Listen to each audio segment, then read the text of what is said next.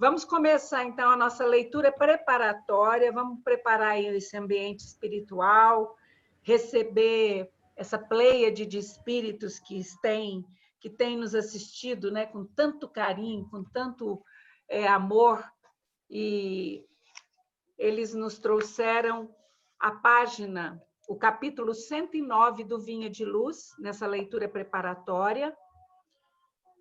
O título é Nisto Conheceremos.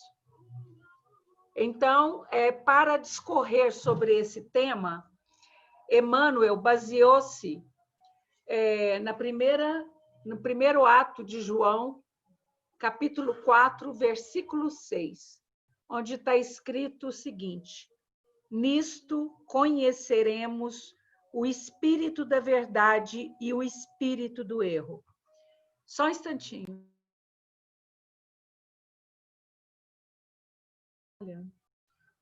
Isso aqui me faz lembrar daquele trecho do Evangelho que fala assim: não confieis em todos os espíritos, mas experimentai se são de Deus, né?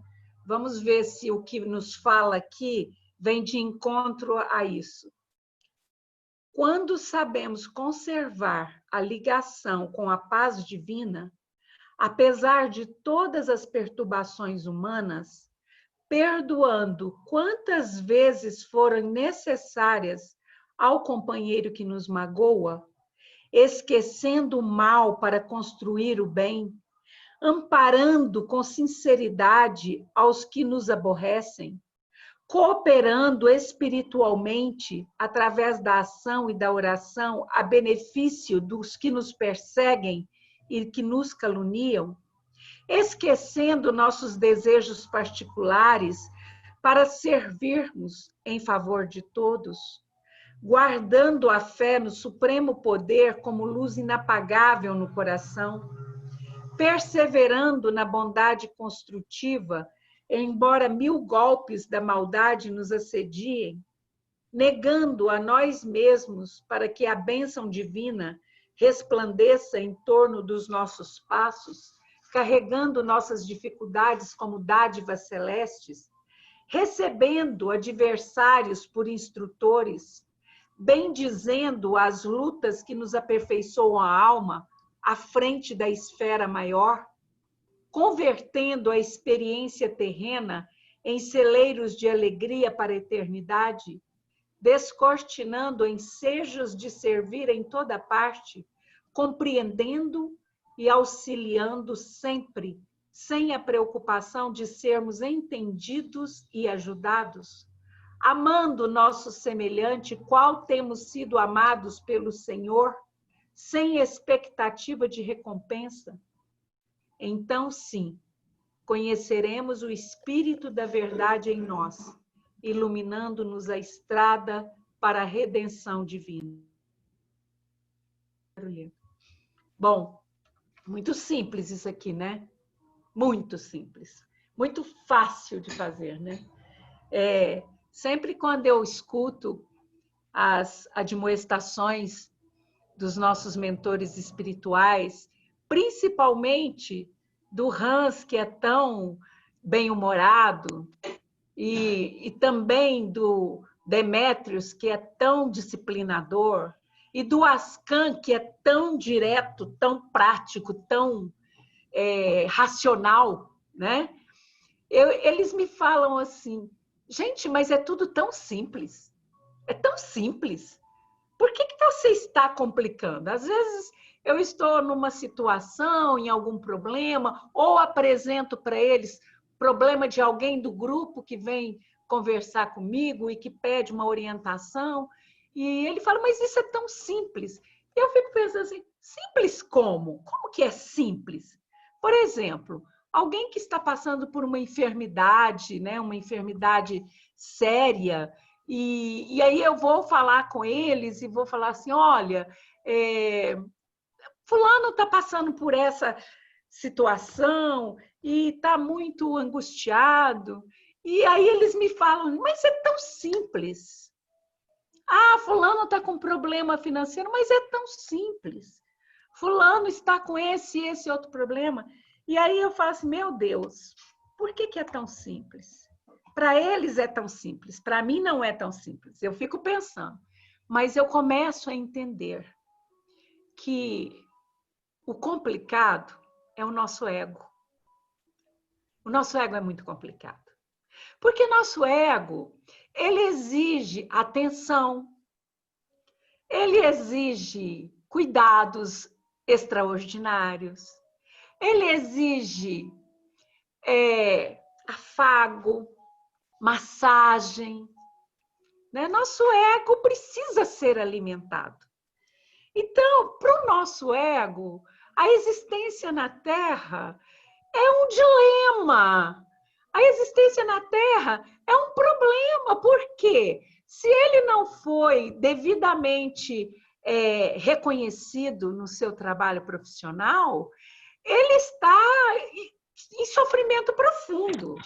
Se ele não foi lembrado com gratidão por aquele a quem ele fez qualquer favor, ele se sente o mais perdido no mundo, né? Se o nosso ego não é atendido nas suas mínimas necessidades de reconhecimento, de gratidão, de afago, de massagem, se ele não passa por melindres, então está tudo bem. A questão não é a vida em si. A questão é as necessidades ególatras. O Hans me apresenta sempre algumas brincadeiras para eu entender determinadas situações. Algumas eu já até pus aqui no grupo. Brincar de faz de conta que eu sou o outro, né? Então, peraí, deixa eu me colocar no lugar do Olímpio. E aí, o que eu estou falando para o Olímpio está ferindo ele? Está magoando? Vai deixá-lo em situação de constrangimento? Então, não devo falar. Então, essa é uma das brincadeiras. A outra coisa que ele sempre brinca comigo, ele fala assim, filha, eu acabei de saber pelos meus superiores que você tem 1 hora de vida na Terra. Só. 1 hora. Você tem 60 minutos agora, contado deste minuto em diante. Filha, o que você vai fazer nessa 1 hora? O que é importante para você? O que nesses 60 minutos é relevante para a sua vida? Senta aí, vamos colocar no papel para a gente não se perder e para a gente saber quais são as providências que nós podemos tomar. Quando a gente faz essa brincadeira, esse exercício, eu acabo deixando em quinto plano muitas coisas que conscientemente eu considero importantes. Como, por exemplo, as questões materiais, as questões territoriais, as questões de posse, né? E o que se torna muito relevante nesses 60 minutos? Buscar, de alguma forma, estar próximo, ainda que com distância física, do que realmente é importante para mim. E eu acabo percebendo que o que realmente é importante para mim não são coisas materiais. São coisas que vão além do toque tangível das coisas materiais. Então, eu penso, nesses 60 minutos, nas pessoas que eu amo. Eu penso nesses 60 minutos nas coisas boas que eu posso ainda fazer por eles, porque em 60 minutos dá para eu fazer muita coisa. Com um telefonema, com uma mensagem, né? Com uma aproximação, se estiverem perto. Eu consigo fazer alguma coisa. Então, eu acabo percebendo que é muito simples a minha vida na Terra. O que as coisas materiais podem trazer de felicidade para mim? Os recursos que eu preciso para sobreviver. Nem mais, nem menos. Na medida certa. Eu tenho, pelo Livro dos Espíritos, eu tenho direito ao progresso material, ele é justo, ele é uma herança divina, eu tenho direito à prosperidade, à abundância, à fartura. Mas isso tudo será relevante em minha vida se eu utilizar de forma com que ele me traga alegria a mim e aos que são importantes na minha vida. Caso contrário, o acúmulo, né? As poupanças infinitas, indefinidas, indefinidamente inacabadas, o apego excessivo a essas coisas, elas não vão me trazer felicidade e eu não poderei me fazer acompanhar desses bens na vida pós-túmulo. Está aí a reencarnação de alguns faraós, que eu tenho contato com um faraó reencarnado, e que teve no seu túmulo todas as joias, todos os teus tesouros, alimentos, animais que foram sacrificados e mumificados para poder acompanhá-lo, escravos que foram sacrificados, mumificados para acompanhá-los, e dos quais ele se tornou responsável na vida pós-túmulo. Por quê? Ele não tinha como se fazer acompanhar dessas coisas. O que nos acompanha? Aquilo que a gente vive, aquilo que a gente aprende, aquilo que a gente pratica. Então, como que eu chegarei no plano espiritual?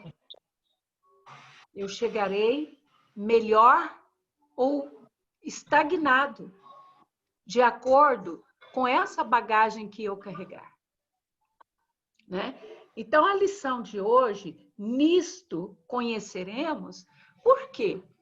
Eu preservar ressentimentos de pessoas que me magoaram é inútil.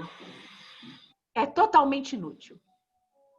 Esse ressentimento está fazendo mal a mim. Ao outro, o outro nem sabe que eu tenho mágoa dele.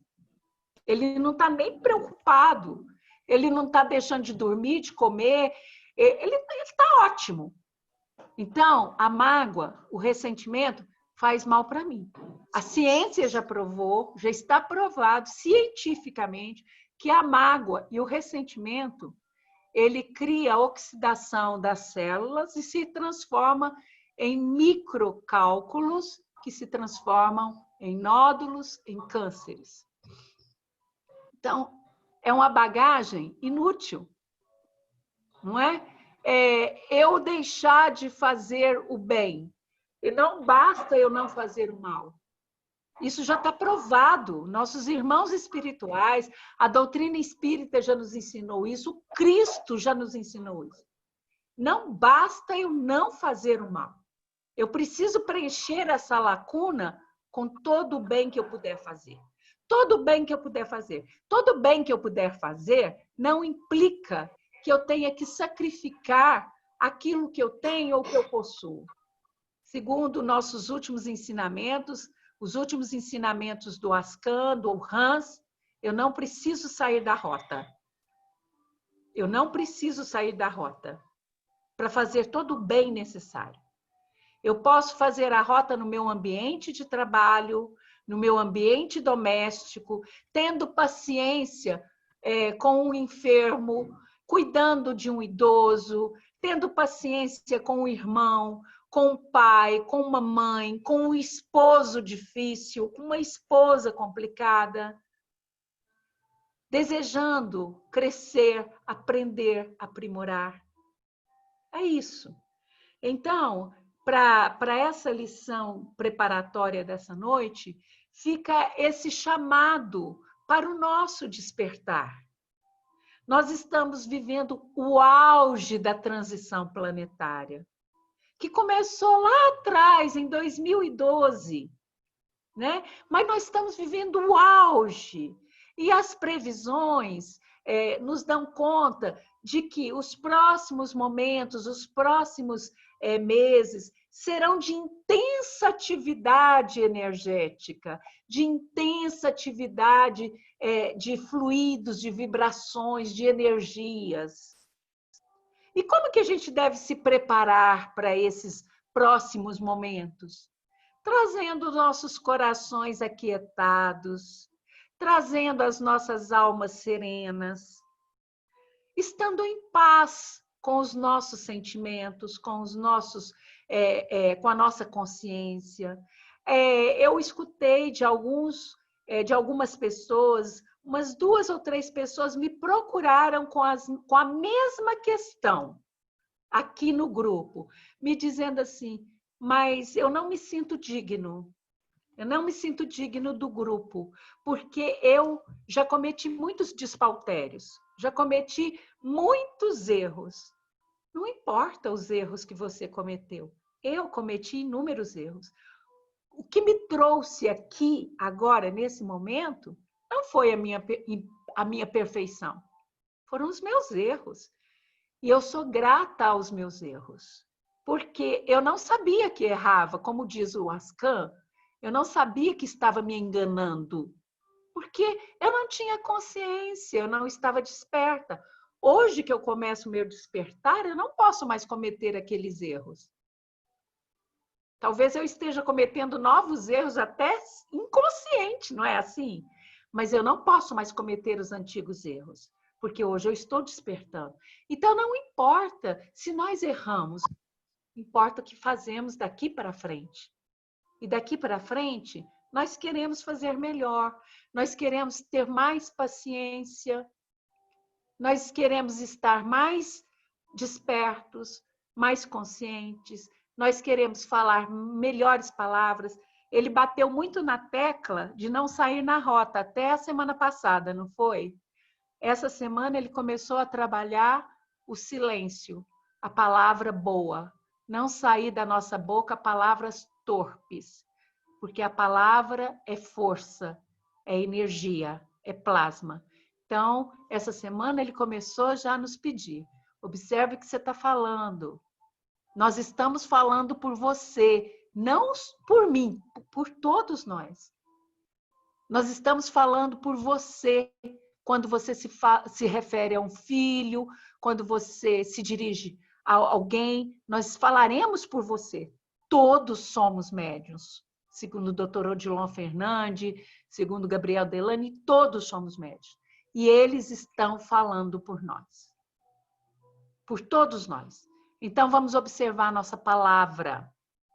Não falar a palavra torpe. Evitar reclamações excessivas, lamentações, aquele muro de lamentações indefinido. Nós só estamos colaborando para que aquilo que estamos reclamando possa aumentar. Então, vamos agradecer. Inverter. Em vez de reclamar, eu não tenho dinheiro, vamos agradecer. Obrigado, Senhor, pelo que eu disponho. Eu estou doente, eu estou com dor de cabeça. Obrigado, Senhor, porque eu estou com uma leve dor de cabeça que irá passar em breve. Vamos mudar a tônica. E dessa forma, colaborar com esses amigos espirituais para que eles possam agir em nós e através de nós. Senhor Jesus, divino e amoroso Mestre, obrigado mais uma vez por este encontro maravilhoso. Obrigado, Senhor Jesus, por estarmos reunidos em torno do teu evangelho de luz e de amor. Permita, Mestre amado, que possamos, no estudo desta noite, receber não só o conhecimento, o pão espiritual, mas que possamos receber em nossos corpos físicos, sutis, emocionais, aquoso, todos esses fluidos etéreos que nos trazem bem-estar, que alivia esse cansaço excessivo dessas energias portentosas sobre nossos eus, e que possamos, ao concluir esse encontro fraterno, terminarmos ele muito melhor do que quando entramos nessa sala virtual. Sê conosco, amoroso Mestre. Oriente o Marco Antônio na sua explanação, me oriente também a fazer chegar nos corações dos nossos irmãos o entendimento exato daquilo que pretendemos levar de acordo com a vontade dos irmãos espirituais. Sê conosco, hoje, agora e sempre. Que assim seja, graças a Deus. Então, nós vamos hoje fazer o Evangelho segundo o Espiritismo. Para quem entrou hoje pela primeira vez, nós estamos no início do Evangelho. Então, nós estamos estudando aquela parte inicial que nos traz notícias históricas. O Marco Antônio, gentilmente, está colaborando conosco, fez uma pesquisa maravilhosa, que ao final do seu estudo, nós vamos pedir para ele nos disponibilizar, para que a gente possa ter um acompanhamento. Tem as gravações que estão disponibilizadas também no grupo, né? Então, Marco Antônio, é com você, que Jesus o inspire, que os mentores espirituais possam intuí-lo, além daquilo que tão amorosamente você já nos preparou. É com você a palavra. Tá, obrigado, Giovana. Vamos lá.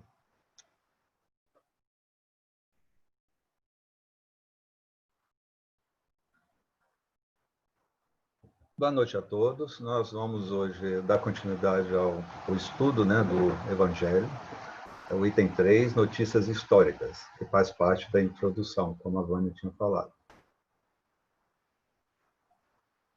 No meu estudo anterior, eu falei sobre as relações sociais dos grupos que habitavam a região com relação aos seguintes aspectos: o econômico, né, o político, o religioso. A partir de agora, nós vamos estudar esses grupos sociais que habitavam a região. Vamos começar pelos samaritanos, né, seguindo a ordem que está no livro. Como o próprio nome indica, eram os habitantes da Samaria, cuja capital, de mesmo nome, foi a sede dessa região sob o domínio dos romanos, cujo governador foi o Herodes o Grande. A capital, Samaria, foi destruída e reconstruída por várias vezes. Foi chamada de Augusta, isso o nome dado por Herodes, em grego, Sebaste. Vocês vão encontrar muitas vezes esse nome, para agradar ao imperador Augusto.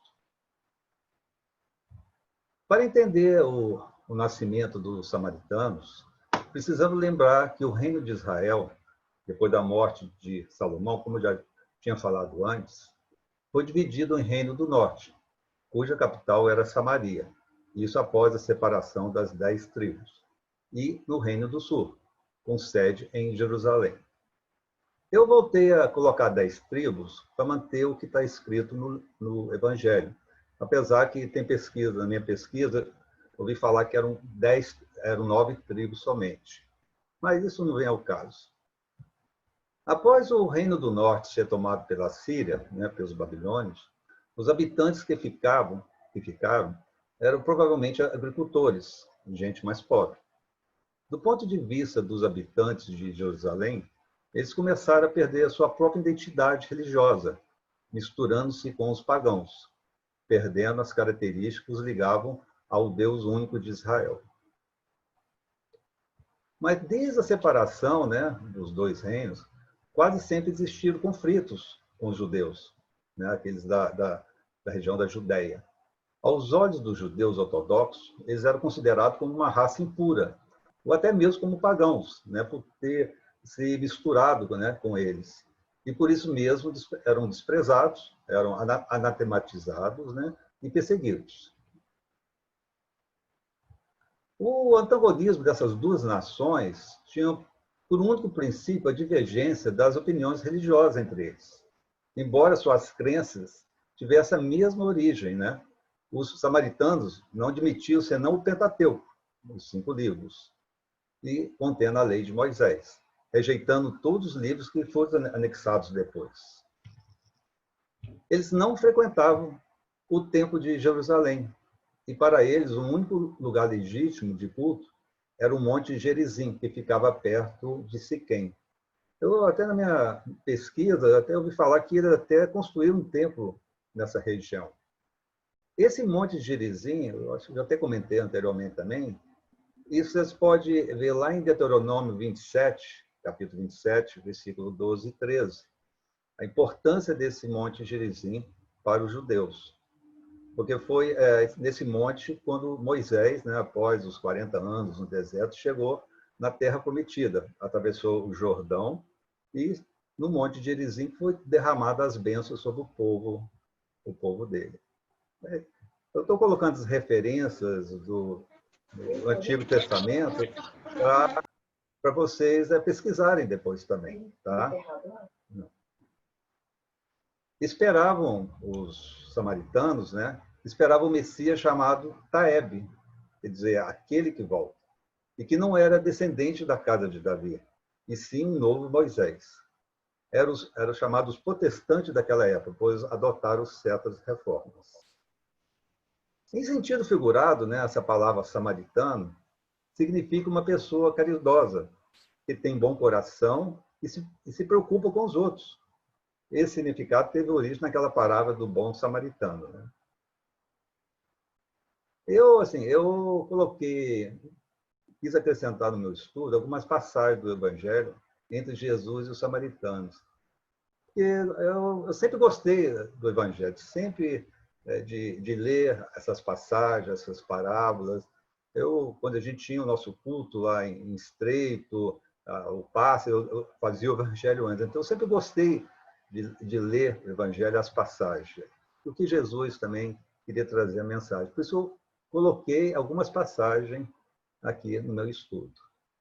Nós temos Lucas 10, 25 a 37, que é a parábola do bom samaritano.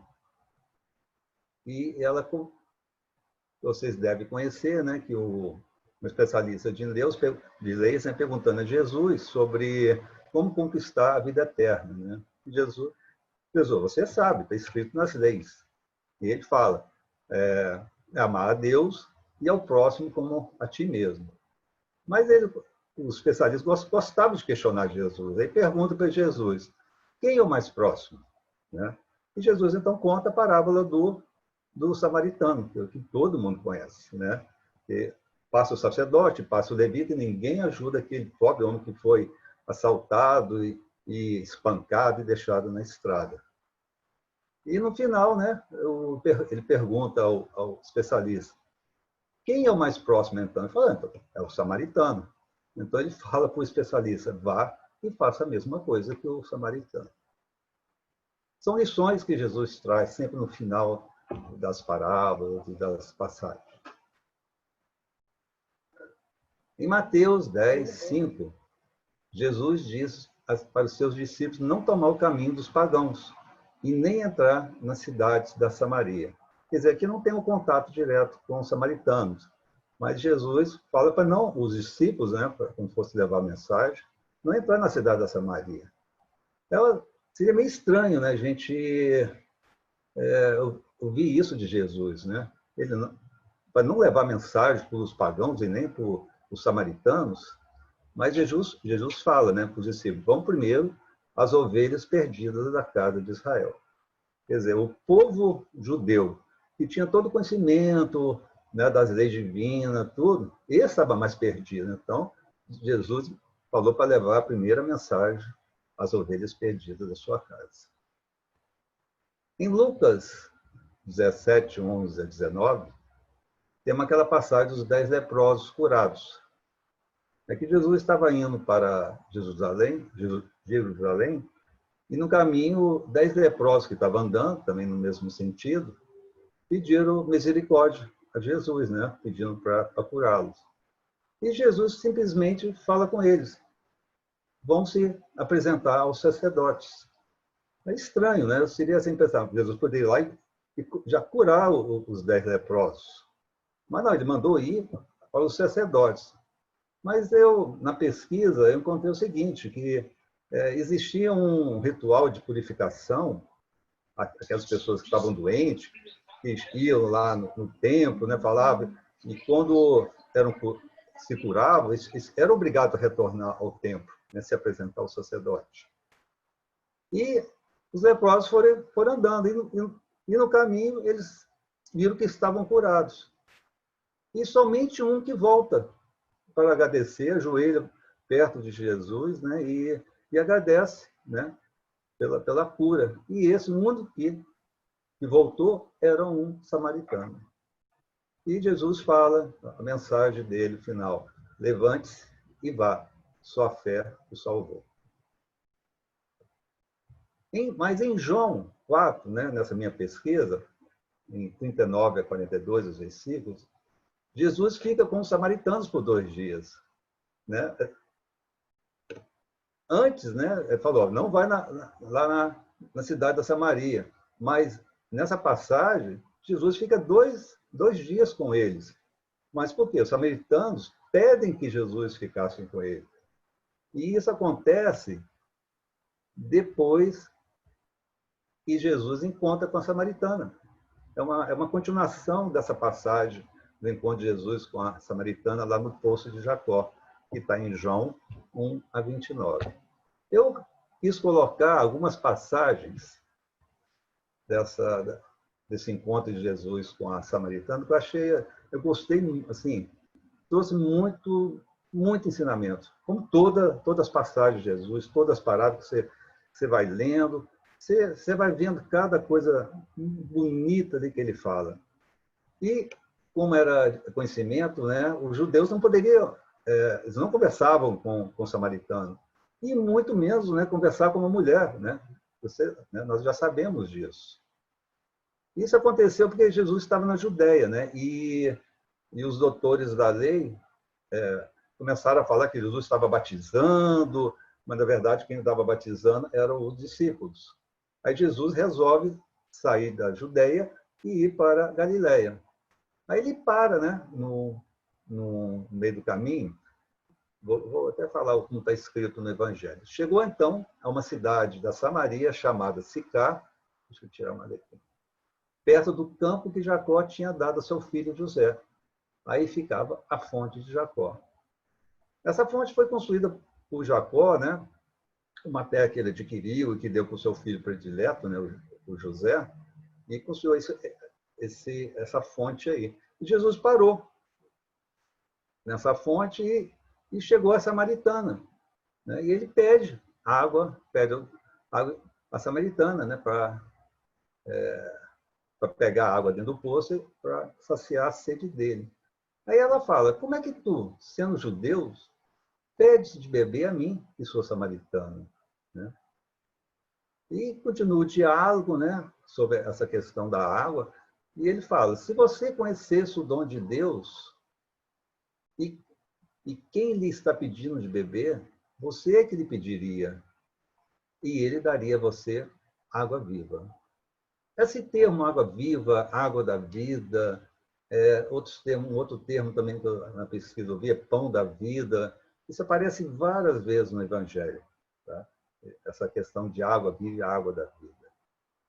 Aí ela pergunta para Jesus, mas de onde vai tirar essa água viva? Né? O que Jesus estava falando dessa água viva? Que água era essa? Né? Aí Jesus responde para ela, quem bebe dessa água vai ter sede de novo, quer dizer, beber a água do poço. Mas aquele que beber a água que eu vou dar, esse nunca mais terá sede. Quer dizer, não é aquela água física que a gente toma, mas era outra alma, né? Era aquelas lições, as mensagens que Jesus estava trazendo para todos. Aí a conversa continua, né, entre a samaritana, aí Jesus fala com ela, vai chamar seu marido e volte aqui. A samaritana respondeu, eu não tenho marido. Por que Jesus perguntou isso? Né? Assim, naquele diálogo que tinha, por que chamar o marido dela? Jesus sabia o que passava na mente dela, né? Pela grandiosidade do Espírito de Jesus, ele sabia o que passava com aquela samaritana. Aí ela falou que eu não tenho marido, mas Jesus fala com ela, você tem razão de dizer que não tem marido. De fato, você teve 5 maridos. E o homem que você tem agora não é seu marido. E isso você falou a verdade. Ela fica assim, abismada, né? Como que ele adivinhou que eu tive, né? tive um marido, depois tive mais 5, e o atual não era, né? Não é o seu marido, porque aquela questão, né? Morreu o primeiro marido, ela passava a ser ser praticamente posse do irmão, né, do irmão mais velho, e assim por diante. Morria o próximo irmão, ela era entregue para o outro irmão, né? E continua aquele diálogo, né? Fala, mas aqui nessa montanha, né, o Jacó veio beber com seus filhos, seus animais, né? E meus pais adoraram a Deus aqui nessa montanha. Essa montanha é aquela montanha sagrada lá da região. Então, Jesus fala, está chegando a hora em que não adorarão o Pai nem sobre essa montanha e nem em Jerusalém. Mas está chegando a hora, e agora, que os verdadeiros adoradores vão adorar o Pai em espírito e verdade. Eu achei muito bonita essa passagem, né, da Samaritana, a mensagem que é trazida. E logo depois disso, né, ela corre para a cidade e fala com todo mundo. Fala aquele judeu que estava lá no poço, que ele estava considerando que ele era o Messias. Aí acontece aquilo, né? Os habitantes vão lá até Jesus, né, que é a continuação dessa passagem, e pede para Jesus ficar com eles lá 2 dias. E Jesus fica na casa dos samaritanos e provavelmente deve ter transmitido as suas mensagens, né, de amor, de carinho para todos. Esse poço de Jacó, ele atualmente encontra-se ainda, existe esse poço, ele está dentro do complexo de um mosteiro ortodoxo oriental, de mesmo nome, na cidade de Nablus, na Cisjordânia.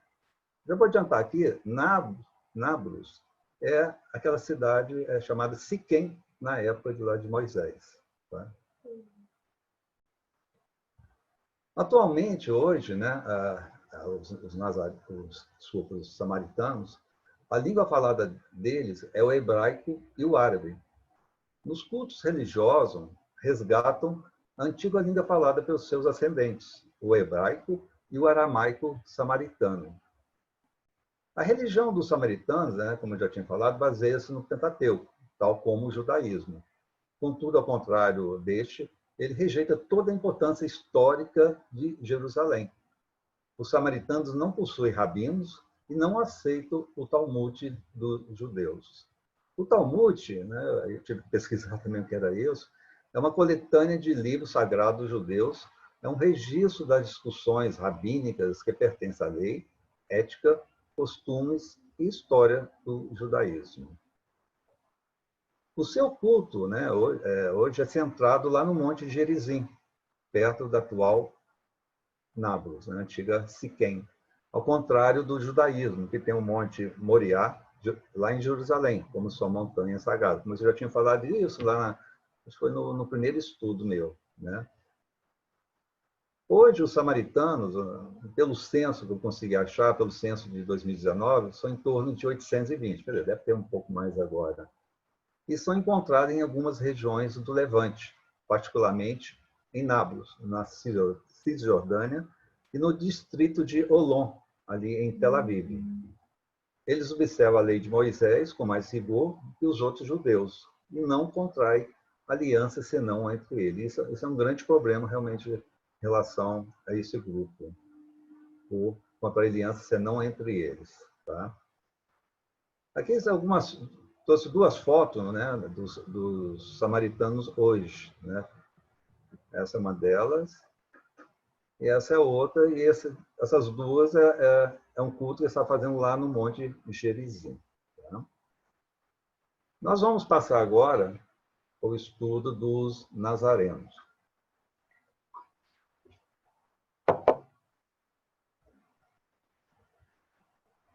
Eu, assim, não achei muita coisa sobre os nazarenos. Eu achei falando sobre a seita dos nazarenos, o judaísmo nazareno. Então, os nazarenos foi também um nome de uma seita herética, né, dos primeiros séculos da era cristã. Que, da mesma forma que os ebionitas era uma facção dissidente e presente no judaísmo cristão do século I de Jerusalém, dos quais ela adotava certos princípios. Eles misturavam as práticas do mosaísmo com os dogmas cristãos. e essa seita desapareceu no IV século. O judaísmo nazareno é uma religião antiga. Ela é anterior ao cristianismo, é monoteísta, que assim como o judaísmo caraíta e reformista, não seguiam todas as leis orais e tradições do judaísmo tradicional. Aí tive que ver o que quer dizer caraíta. A palavra caraíta tem um significado, seguidores das escrituras. Designa uma das ramificações do judaísmo que defende unicamente a autoridade das escrituras hebraicas como fonte de revelação divina. Os judeus nazarenos, né, eles não são cristãos, né? São judeus e gentios seguidores de Yeshua, Rabin e Yosef. É o nome original daquele que conhece como Jesus Cristo de Nazaré da Galileia. E era conhecido na comunidade da época como Yeshua, acho que se fala Notzi, quer dizer, Yeshua ou Nazareno. Podemos definir os nazarenos como os seguidores das escrituras sagradas que reafirmam um dito de Yeshua Ha. Examinais as escrituras, porque vós cuidais ter nelas a vida eterna, e são elas que de mim testificam. Por esse motivo, né, por causa disso, eles valorizam as escrituras, principalmente as versões antigas, em hebraico e aramaico. Então, como tal, né, os primeiros nazarenos foram identificados como forma de distinção a despeito dos judeus adeptos dos ensinamentos dos fariseus, quanto à sua aceitação de Yeshua como Messias. E todos os habitantes da Galileia, em que se achava situada a cidade de Nazaré, né, eles eram olhados com desprezo pelo povo da Judéia, por causa da sua singularidade, das suas maneiras, né, de viver e de sua fala. Eram pessoas simples.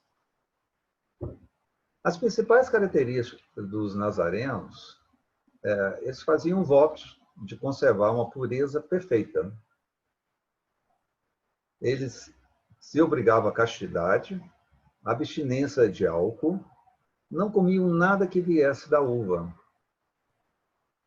Eles não cortavam os cabelos e também mantinham-se cerimonialmente puros, isso quer dizer, não tocavam em cadáveres. Eles também não poderiam ir no enterro do pai, da mãe, do irmão, né?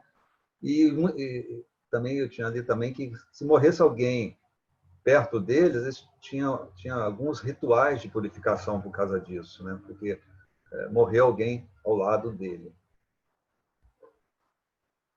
Era um nazareno, né? O profeta Samuel, o Sansão, que todo mundo conhece, né? Nas histórias, e o João Batista. Também encontrei o seguinte, que o apóstolo Paulo, né, junto com outros cristãos da época, eles fizeram também um voto temporário de nazireato, quer dizer, o voto de ser nazireu. Isso a gente encontra lá em Atos, capítulo 18 e versículo 18. É um versículo só que fala que Paulo cortou o cabelo porque tinha feito o voto, quer dizer, o voto de deixar o cabelo, de não cortar o cabelo. E Atos, capítulo... em Atos dos Apóstolos. E em Atos 21, versículo 23 a 26, tem uma passagem que fala sobre 4 varões que teriam que fazer um ritual de purificação junto lá com Paulo. Aí eu pesquisei, né? Nem pesquisei sobre o nazireato. Eu, na minha pesquisa anterior, né, dos estudos anteriores, eu lendo lá o Antigo Testamento, tem uma passagem, né, em Números, que é o capítulo 6, 1 a 21, ali explica tudinho como que eram os votos da santificação, né, dos nazireus e as suas regras de purificação, né, todas as regras que eles tinham que proceder. Eu não quis colocar aqui, que é meio um pouco longo, e se alguém se interessar em fazer uma pesquisa, é só entrar em Números, capítulo 6, versículo 1 a 21. É interessante você ter conhecimento disso. Em alusão a Jesus de Nazaré, né, os primeiros cristãos foram chamados assim, pelos judeus. Né? Tá? Continuando o nosso estudo, eu acho que ainda tem mais um tempinho que dá para mim Vamos falar sobre os publicanos. Publicano era o nome dado aos coletores de impostos nas províncias do Império Romano, né? Eu tinha falado isso no meu estudo anterior, naquela parte sobre o aspecto econômico. Havia duas espécies de publicanos.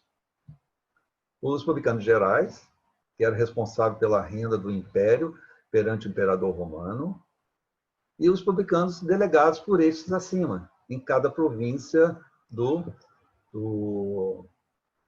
que estava sob a administração romana, né? A província era termo dado ao território fora da Península Itálica que tinha uma organização regular que estava sob a administração romana, né? Era assim chamado, né? De província.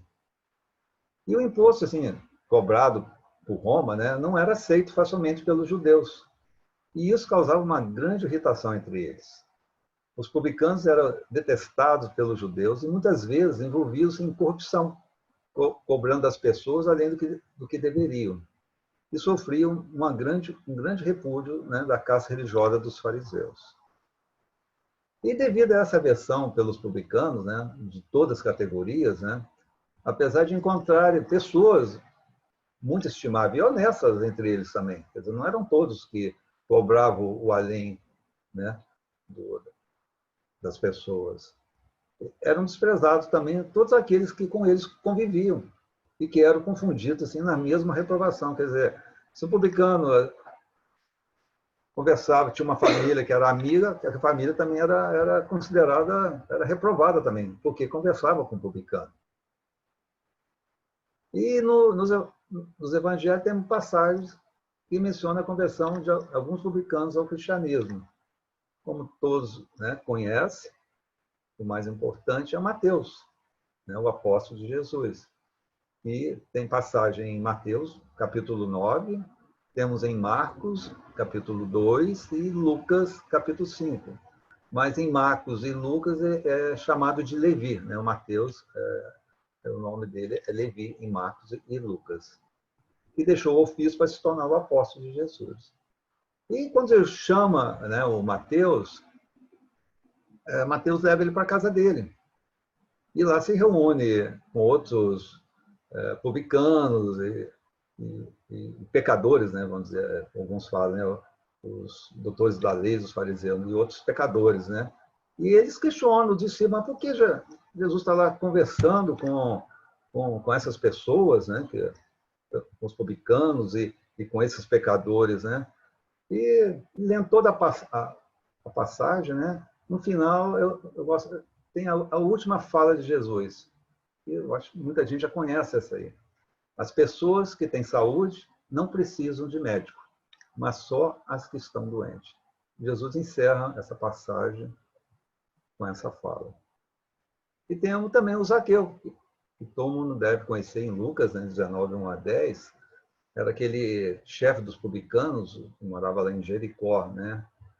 E como Jesus tinha ido na cidade, estava lá a população em volta dele, e ele, como é baixinho, ele subiu numa figueira.